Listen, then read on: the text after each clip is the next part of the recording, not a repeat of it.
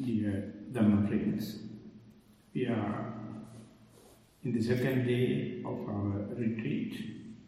Now it is the time for the day's Dhamma talk. May everyone settle down for the talk and give the concept with 3 times. Sadhu, sadhu, sadhu. Namo tasse bhagavato arahato samma sambuddhasse. Namo tasse bhagavato arahato samma sambuddhasse.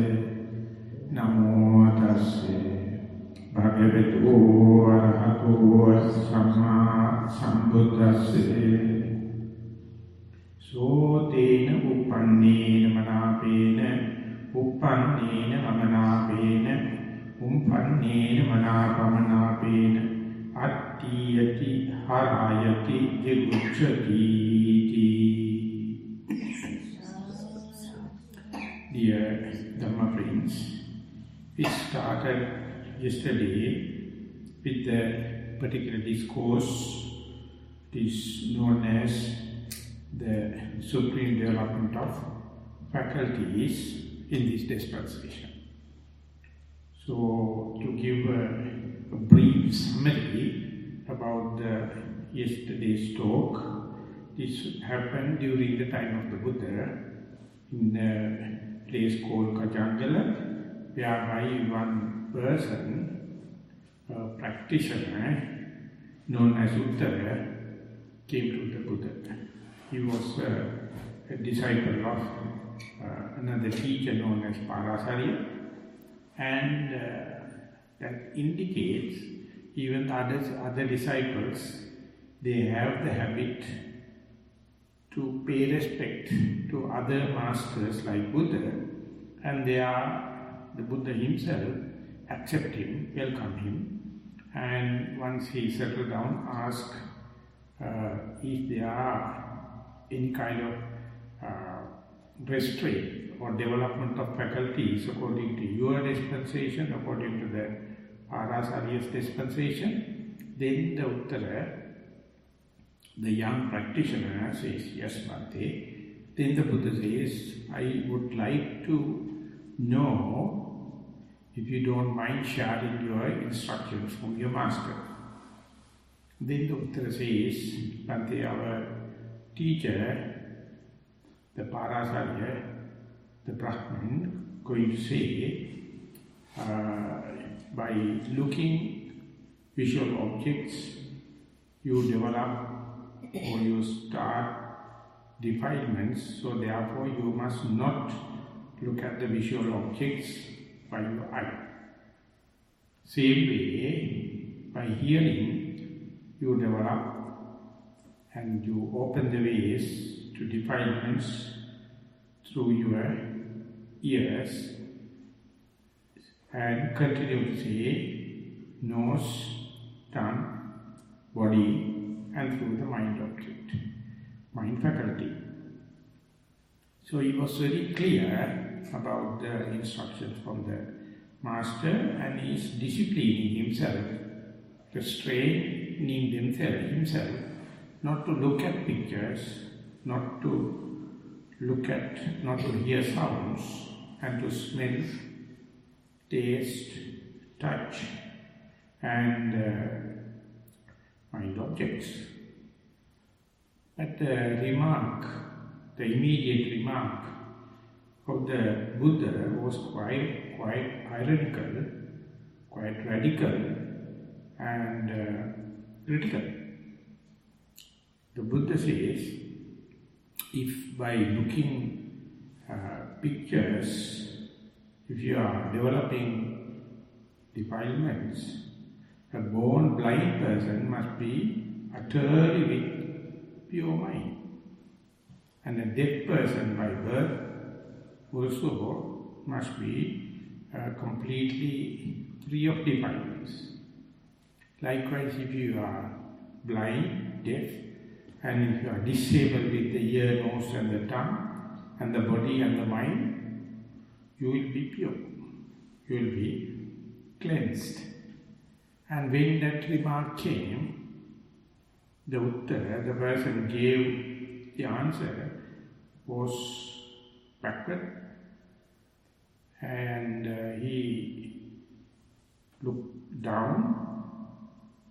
and he has no any positive answer to the Buddha.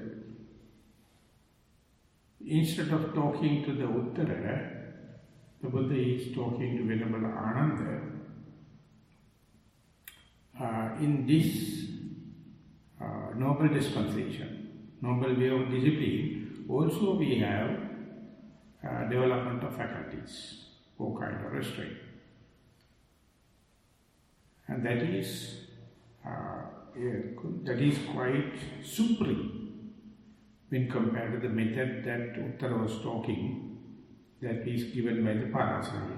Then Venerable Ananda come forward and pay respect 3 times and ask the Buddha, please Bhante, teach us what is the supreme way of developing the faculties in this noble dispensation or noble discipline. Noble one's discipline. Then only Buddha came out with a theory, kind of a knowledge for someone to put into test. The Buddha says, whenever you look at a picture, externally the visual object or light rays come and strike on your eye sensitivity, or eye and the visual object come in a line with, in view with each other. Whenever such a thing happens, there is another process in your mind. You develop either agreeability, manapa, or disagreeability, amanapa, or mixture of agreeability and disagreeability, manapa, in your mind according to your upbringing, according to your culture, according to your value system, according to your personality trait. So, just before arising of this agreeability, disagreeability or the mixture, your mind was in a neutral, equanimous position. Now from equanimity, from the neutral position, mind without a prior notice jump into this kind of agreeability or disagreeability or mixture of the agreeability and disagreeability. And this change from neutral object to or equanimous object to jumping into this agreeability, disagreeability kind of story is very gross. It is happening spontaneously. And it's happening due to cause and effect relationship. It is happening along the law of the Dhamma. If that particular person knows, now mind is agitated, in trouble, and just before arising this agreeability and disagreeability, it was in etam santam, etam panitam, very peaceful, very harmonious, equanimous position. Now from that calm and harmonious position, jump into trouble situation. That change is noticeable. That change is gross. That change is condition. That change is cause and effect. So when that knowledge is there, whenever you are about to see something, whenever you are about to hear something, whenever you are about to smell something, taste something, touch something, and mind object, thinking, daydreaming and fantasizing, you know now mind is in tension, irritation, frustration. So thought moment before, it was in the calm situation. It was in the blessed situation. It was in the equanimous situation. So if that particular kind of knowledge, if that particular kind of a bookish understanding, theory understanding, if you are endowed with, then the Buddha says, coming from that mind state of agreeability or disagreeability or a mixture, and back to this peaceful state, to the sublime state, is so easy. It can happen so quickly. This is the point Buddha is sharing with us, with his long practice. Oh, Buddha is reminding us, we have our human right. From this distracted agreeability and disagreeability, disturbed mind, at any moment, if the practitioner is endowed with this knowledge, can come back to this, the peaceful, sublime and neutral state. To add into that situation, or to give epithets and the examples in detail, Buddha says, gives very clear indications or examples for someone to become encouraged to practice this and see. For example, if it is a visual object connected with your sensitivity of your eye, and with that if you are distracted with agreeability and disagreeability, and if you wish to come back to this sublime state, wish to come back to this neutral state, wish to come back to this peaceful state, it is just like winking with your eyes. Easily you can open your eyes and close your eyes, wink. Something like that, you can bring the mind from that disturbed situation to peaceful situation. From that tense situation to ease situation. From that frustration situation to equanimous situation. So this is what the Buddha is sharing with his omniscient knowledge, with an enthusiastic, diligent, vigilant, mindful practitioner. So to make the situation more illusory, more clear, more expanded, I try to put this walking meditation as an example, whereby you are walking, touching left leg, right leg is very peaceful. It's very sublime. And it's very neutral, and it is equanimous.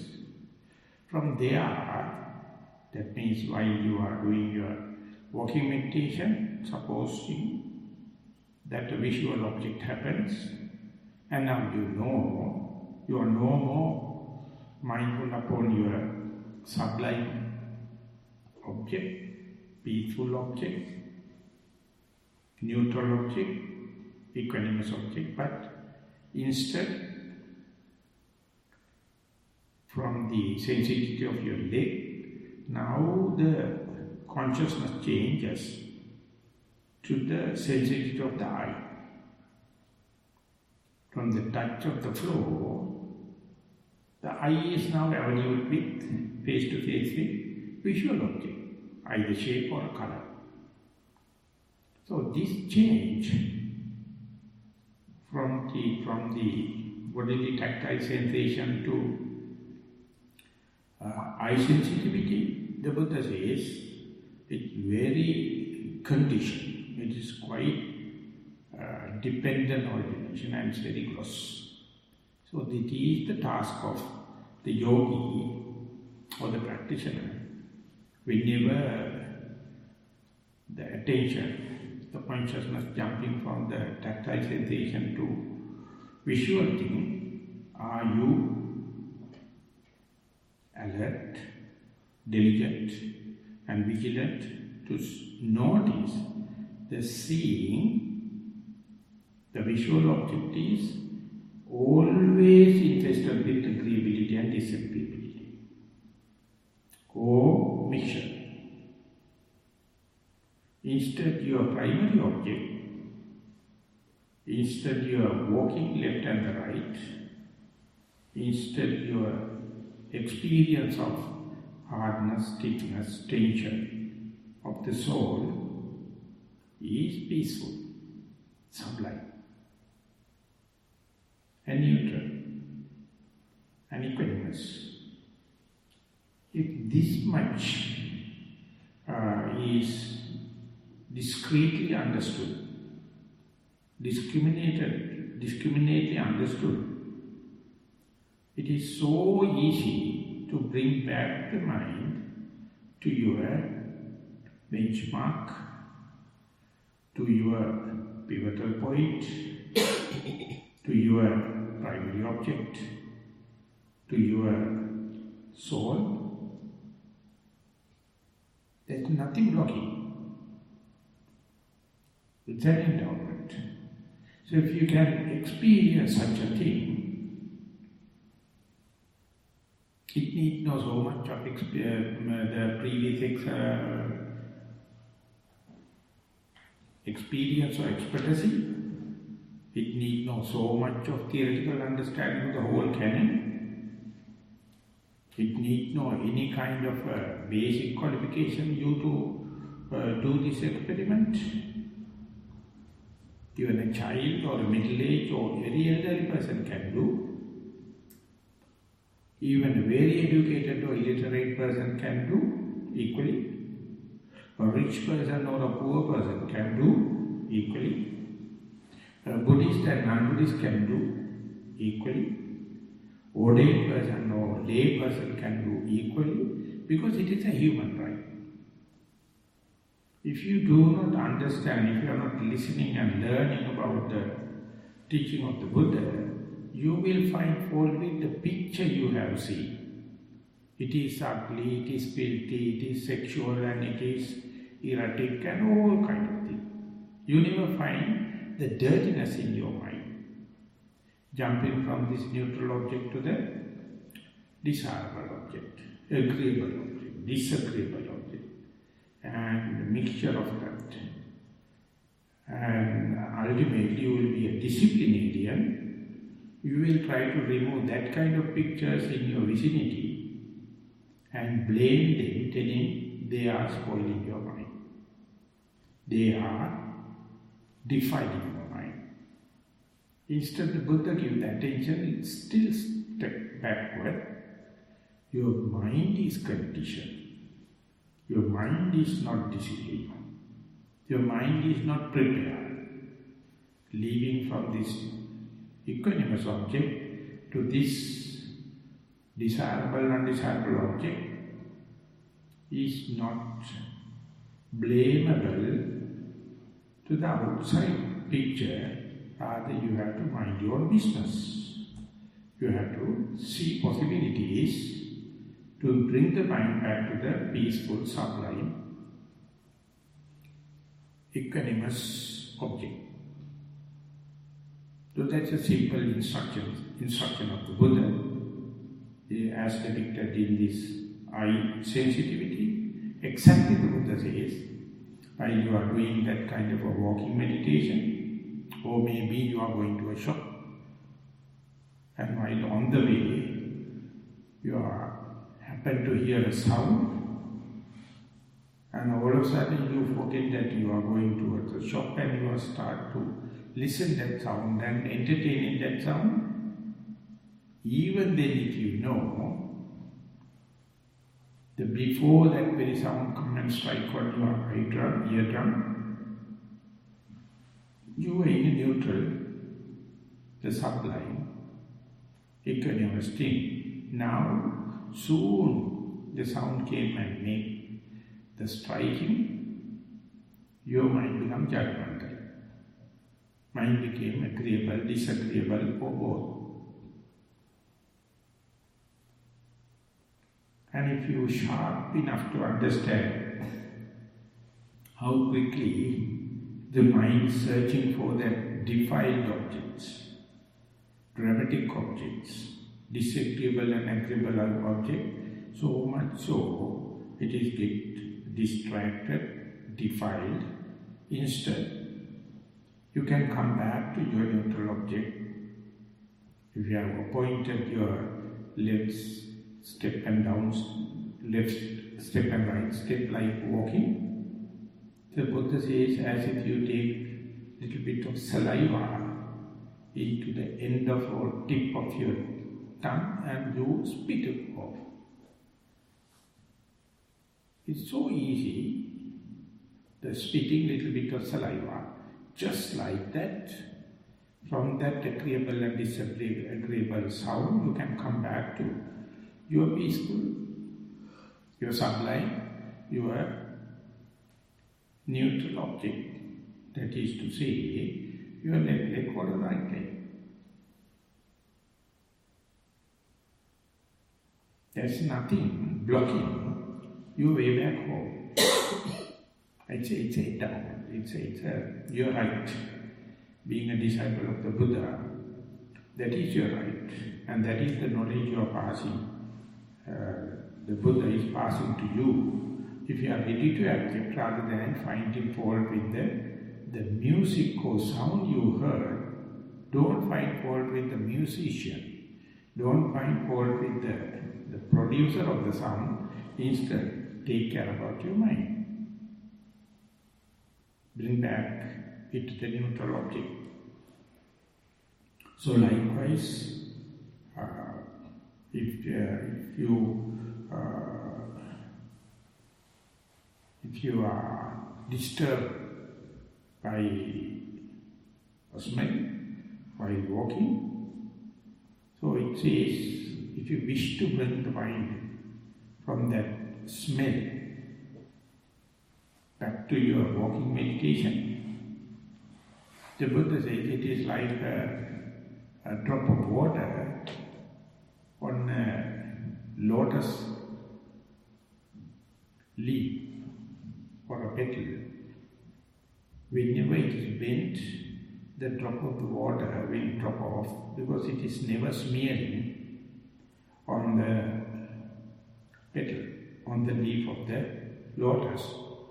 Something like that is the hearing thing or smelling thing, never sticky into your mind. Easily you can drop it off and come back to this sublime walking posture.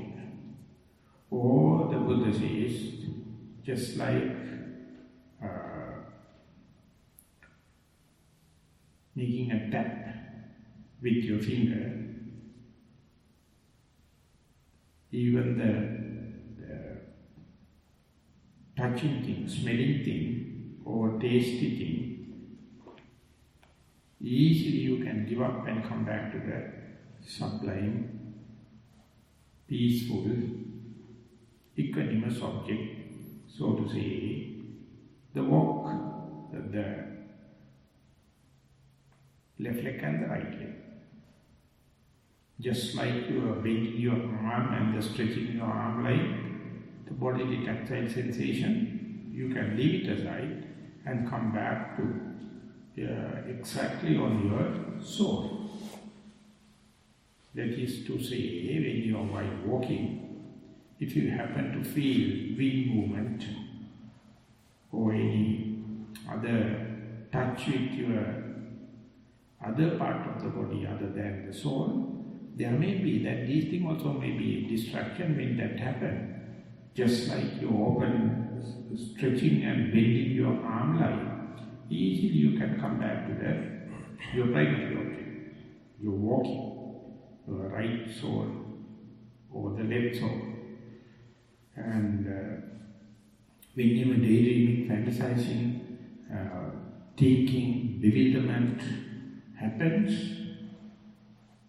just like the seeing, hearing, smelling or touching, the Buddha says, it's so easy to bring it back to your primary object, like when you are dropping few drops of water to a heated iron plate.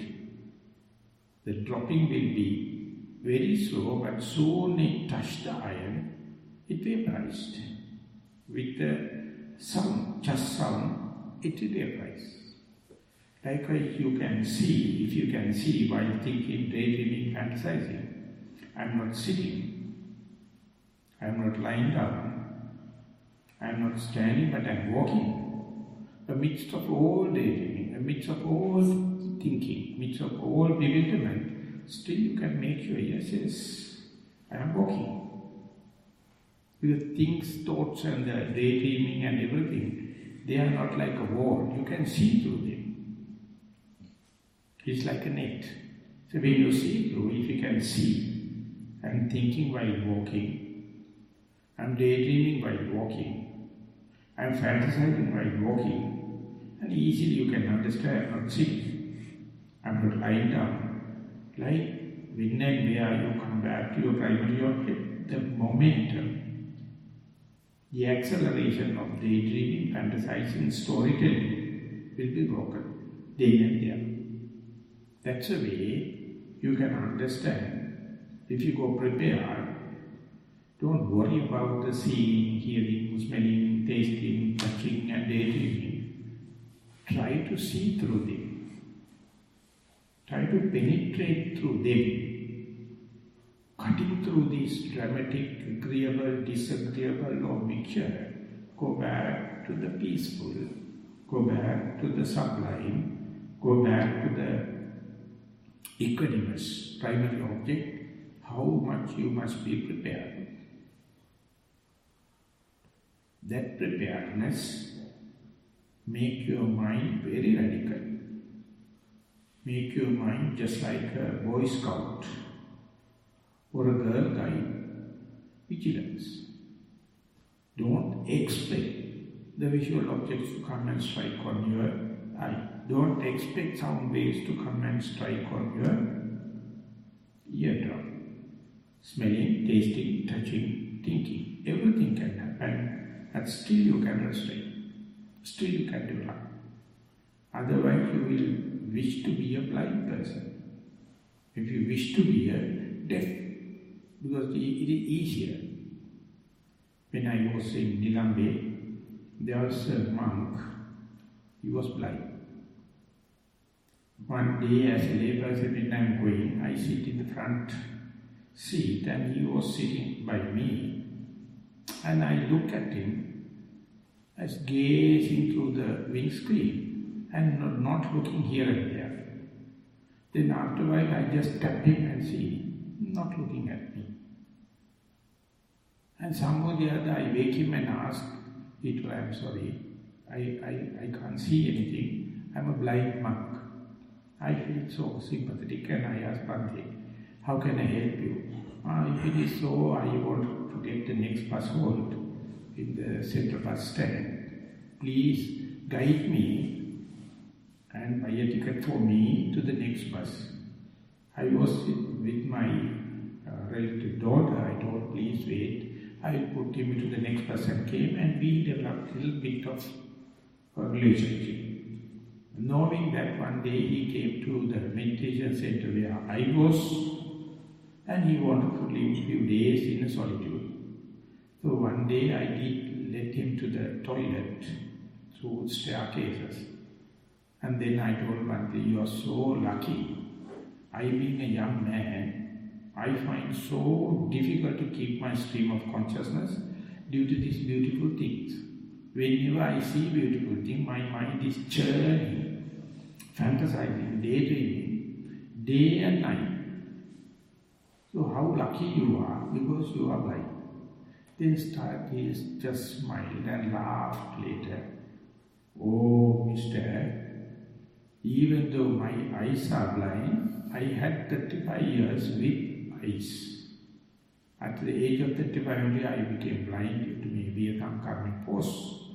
But even I am not met up with new fresh thing, my mind is always with that 35 years full of visual objects and daydreaming. I am remembering them, and still the same kind of defilements are rising. So even if you become blind, it won't answer. Even if you become deaf, it won't. Because we have so much of liberal choice in our mind. Mind is so happy to come out with that instead of be with your left leg and the right leg. Even though I am taking this walking meditation as the primary object, the way of meditation, this can happen in sitting meditation also. Whenever you are sitting, even a tiny thing happens at your skin, it gets so amplified. And ultimately you find very difficult to keep the mind with your primary object. And furtherance, when the mindfulness becomes sharp, the skin, nervous system and the epidermis, they are going to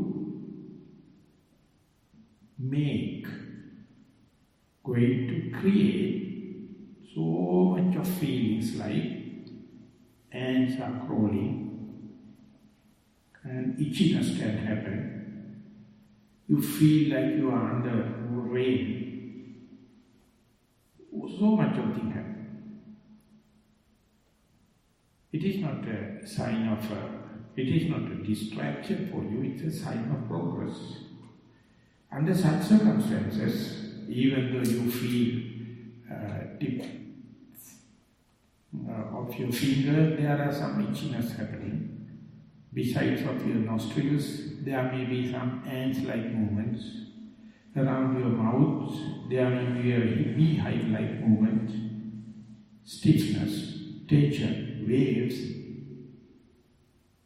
When they happen, they appear like very big and amplified, and you are distracted like. Instead, if you are checking through these ants crawling and water falling and all the other senses, am I sitting here? I am not walking, I am not standing, I am not lying down, I am sitting. And whenever you can come back to sitting posture, this adventurous thing, amidst of all the ant crawling, distractions kind of thing, there may be some visual objects. That's called daydreaming. You may bound to see your already deceased grandmother, or when you are going a pilgrim, you are in offering flowers, and all the kind of thing can happen. They are almost like lively. And start storytelling. That is good thing to happen, better than seeing a dirty thing. So you may be fantasizing. And how much you must be smart to understand it's a concept. The reality is you are sitting. Can you see through the concept and come back to the reality? The Buddha says it is so easy. It is so easy if you know this is my meditation. Otherwise, you will fill your report with all the cock and bull stories that you have seen while meditating, never communicating. Of course, that is a mistake. We have to sympathize. But one day you have to understand, even with that kind of daydreaming, sometimes you may hear some beautiful sounds and songs and all the kind of thing, or fearful things. Rarely only you may get some smells and the tastes. It is less in sitting meditation, but bodily tactile sensation and daydreaming. Whenever they are happening, if you go prepared, if you are happy to see through the concepts and to understand the reality, they appear like easy to talk, but very difficult to cut through. But the Buddha says it is easy. That is because of your preparedness. if you go prepared, whenever your primary object becomes subtle, from gross to the subtlest happen, this drama starts. Mind starts projecting visual objects and some sounds.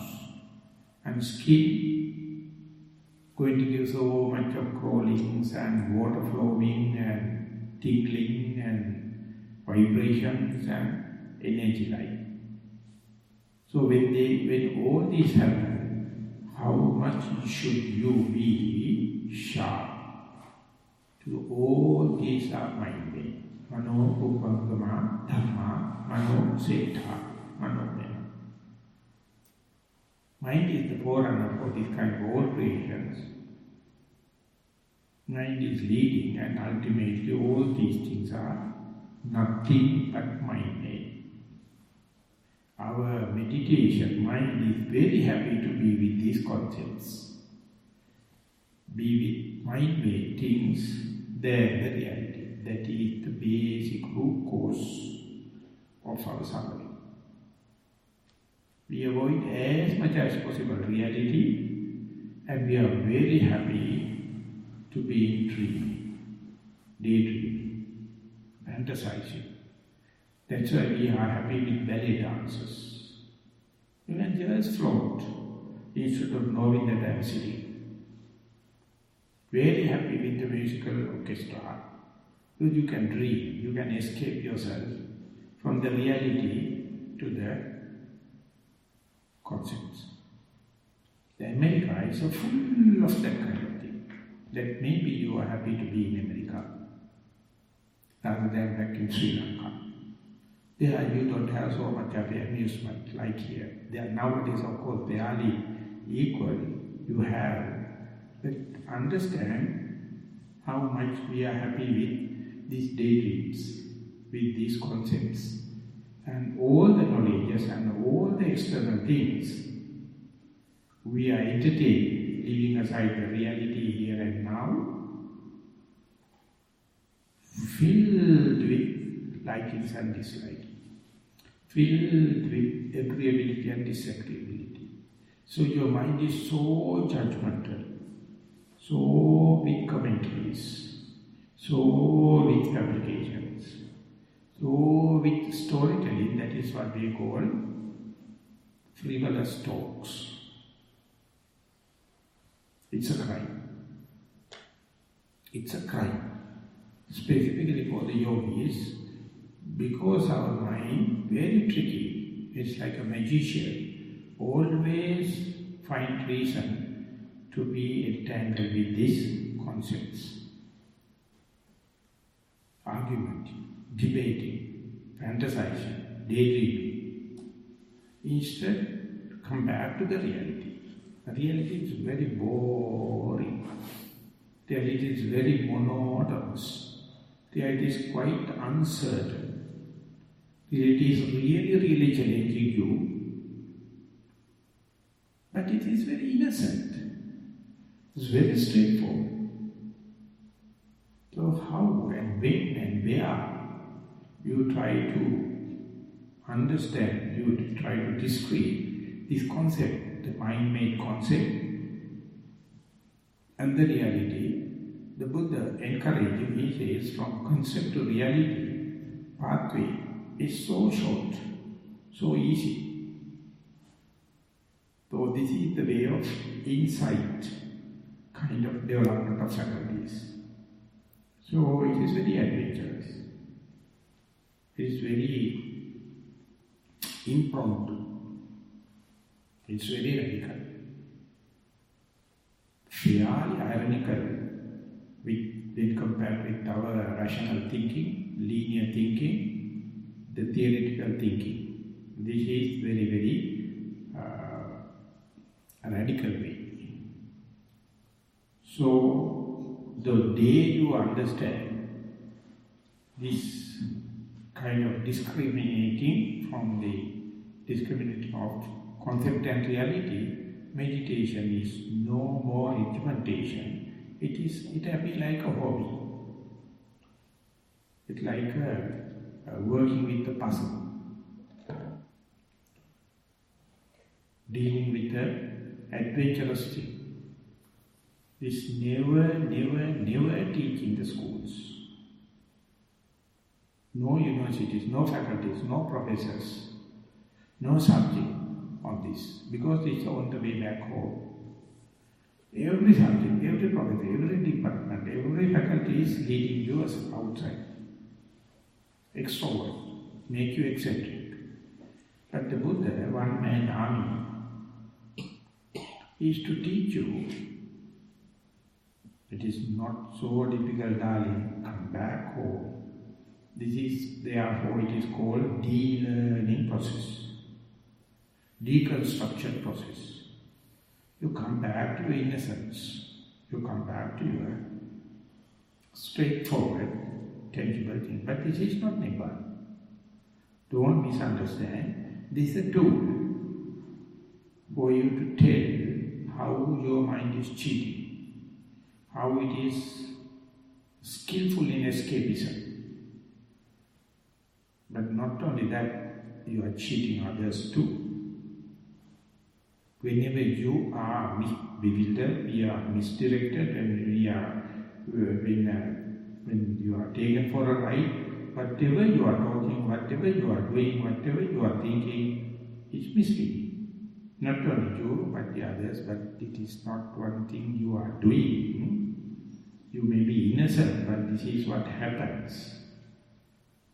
In our talking, working and thinking. The moment you understand this simple fact, this thundering striking, you to see, whenever you trust your mind, it is always misleading. But to show the mind that it is a cheating one, it's a magician, is the worst thing you can convince to the mind. So therefore, not only once, you have to do it 1,001 times to tell the mind you are always towards the defilement, always towards the complication, always towards the fabrication, always towards the judgment, always towards the agreeability and disagreeability.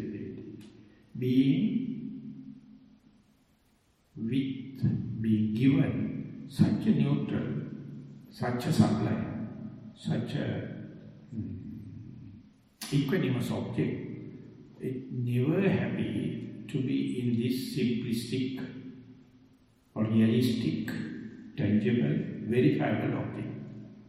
So how can one ask another person, please meditate, please be in the present moment, please be with your in-breath and out-breath, or rising and falling, or left leg and the right leg. You have no rights to tell someone, unless otherwise you have put into yourself into practice and see it is possible. See it is enjoyable.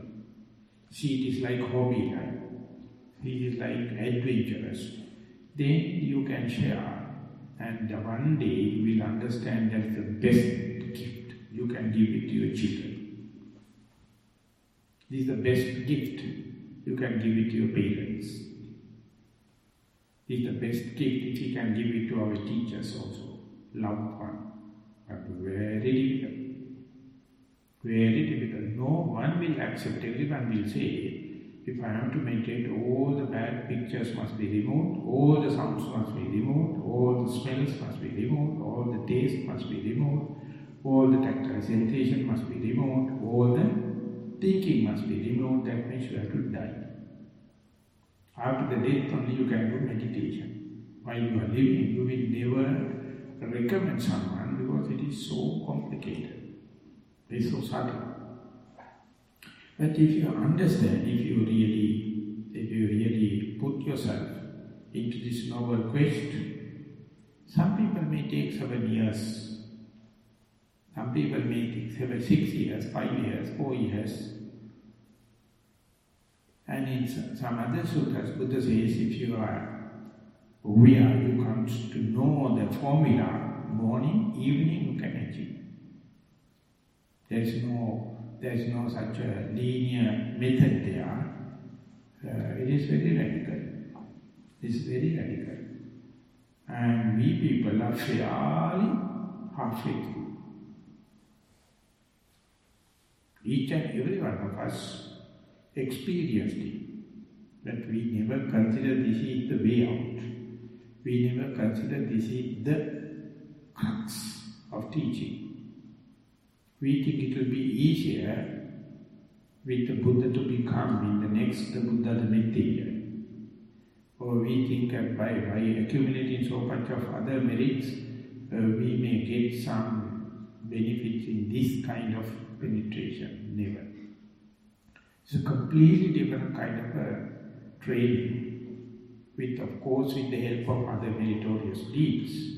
So more and more you go with this correct direction, one day, Buddha is assuring, you develop whenever you are away from your primary object, whenever you are away from your peaceful object, whenever you are away from your suffering object, whenever you are away from your neutral object, you are bound to feel kind of moral shame or moral fear. It appears like happening neutrally. Whenever you allow it to happen, it's a kind of escapism. But after so much of training, of understanding how easy you can come back to your neutral object, one day, due to your experiment, your experience, due to your trial and error, you feel like Attiyati, Harayati, Jaguchati, 3 terms Buddha is using. You feel repelling light from the concept and come back to reality. You are no more dreaming. You understand it's a kind of escapism. You feel you are repelled from that kind of daydreaming, fantasizing, agreeability, disagreeability, liking and disliking. And feel like with the neutral object, you feel like at home. The way back home. And equally, you feel humiliated. I have taken 8 precepts and I am spending my whole day. Now I am on my walking path. And how many steps I can take? Left to the right, right to the left. So quickly mind becomes bewildered. So quickly mind becomes other directed, bewildered, fantasizing, daydreaming. So you feel like humiliated and make a determination, no, I will try at least one step more to continue the momentum of the mindfulness. So that means we are naturally good people. If you give the opportunity, if you give a chance, mind naturally feel humiliated and disgusted. If the mind is such a vulnerable thing, can I claim this as my mind? Whose agenda is this?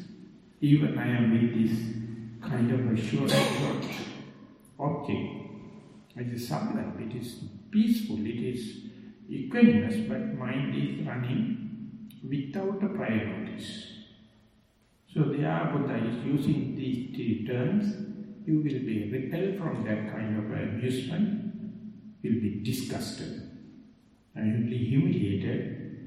Instead, whenever you are on your left leg and right leg, that is with the primary leg, you feel quite peaceful and at home. You feel huge value. It's a sublime kind of a pleasure. And you understand this is what you call the equanimous mind.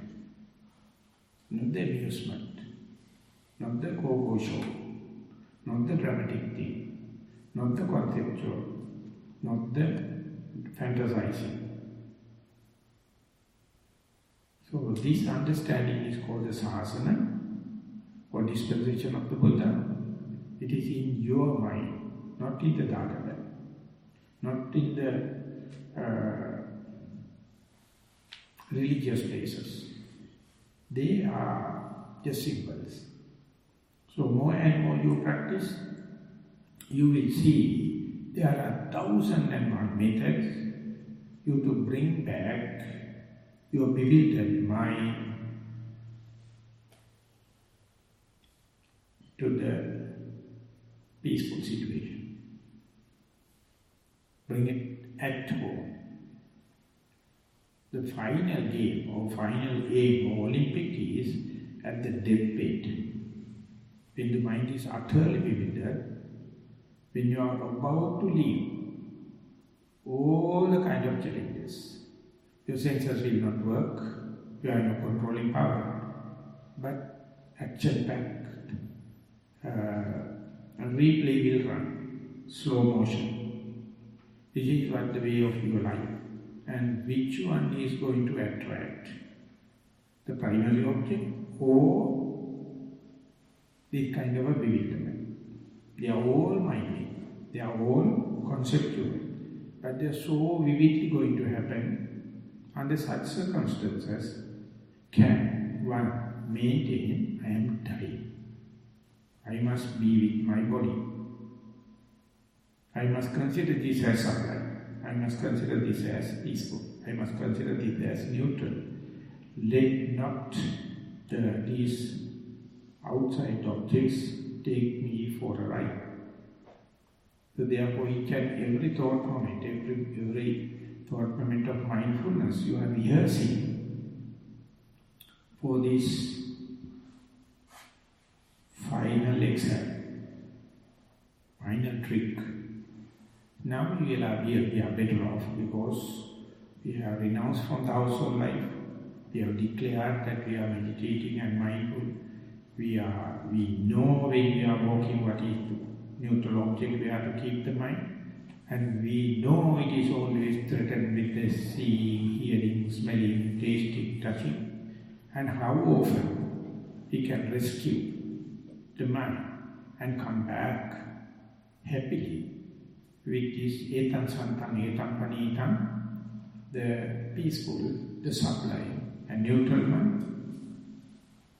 So more and more you add these thought moments to your garland of mindfulness, you find as a cumulative effect. That the accumulation is happening, but you can't borrow it from others. Your knowledge cannot be robbed by someone. No one can stop from doing it. No one can impose that upon you. It is not under anyone's authority. Understanding that much is what you call the personality. Otherwise you will believe the omnipotent, omnipresent God, or mystics, or the next life, or someone who meditated and come and blessed you or blissed you. All are nonsense. The thing you have to develop as you are young, as your faculties are working, let the faculties to run kites and try to be mindful, discriminatingly, avoiding concepts and to be here. So whenever you are not here and now, you are on concepts. The past, the future, other people and other places, they are excuses. It appears like very selfish. Therefore, many people are happy to be civilized and socialized and be with other people, but they don't know they miss the bus. So we have at least taken a chance to try as much as possible, of course with so much of failure, but the success is we never give up. We do it and again. That's exactly the way Buddha to be tried. That's exactly the way Venerable Ananda tried. So that is we call the faith. We keep on doing again and again. Occasionally, you can experience from the bewildered mind, from the daydreaming mind, from the conceptual mind, you can bring it back to that reality. The crux of it is, the reality is verifiable, testifiable. Concept is never Therefore, Buddhism sometimes called scientific.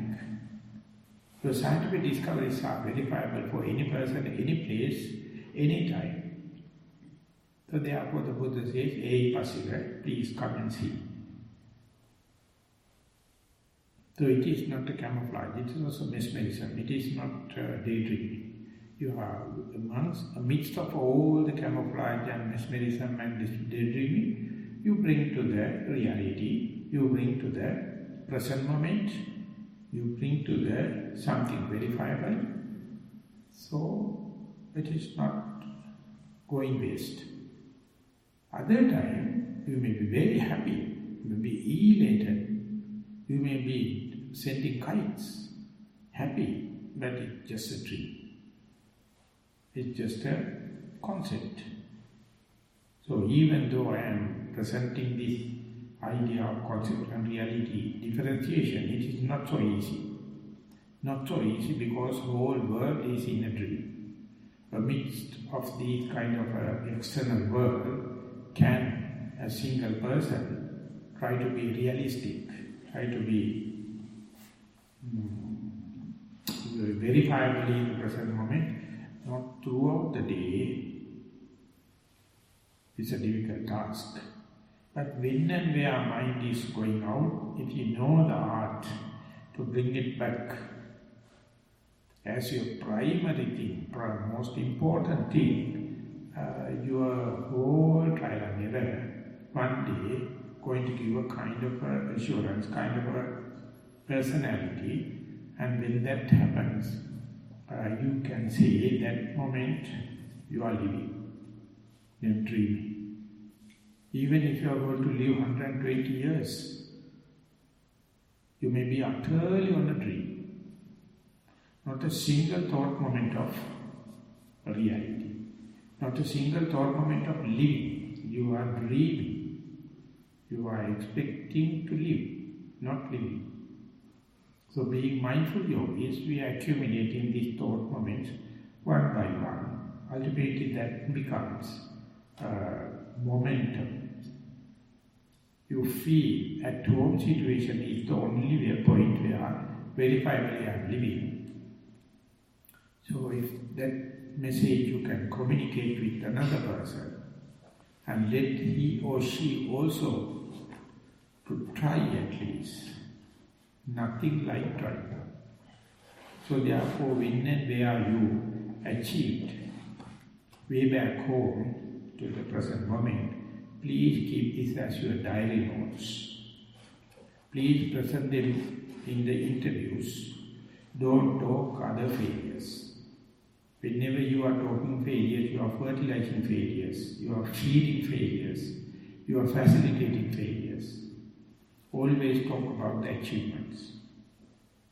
When and where you can come back to the primary object, verifiably, and that you can talk with your own rights.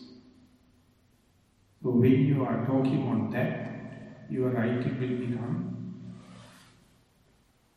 world classics. This is the most important thing in the life. We are talking something we verify. And we are helping others to live a life which is verifiable rather than dreaming. So therefore, not only that, you have to experience skillful and be a girl guide or like a Boy Scout. You have to report. You have to report with your first-hand experience and not further. If you can share it with others, that's the way 2,600 years it came. To the date. It is so crispy, so living, so dynamic. So to make it more bright, to make it more living, each and every thought moment we are mindful is going to give a collective vibration. So therefore we are doing kind of a silence revolution. Just being, sitting, doing nothing, be mindful. Or just walking on the Mother Earth, pacing up and down, don't consider this as a wastage of time or yet another method. This is classic. This is supreme, and this is the dispensation, and this is the way you develop the faculties. So don't try, but please strive through. Don't try, but please strive through what is the correct method. So with that remark, I would like to sum up the talk today. Thank you very much for your attentive listening.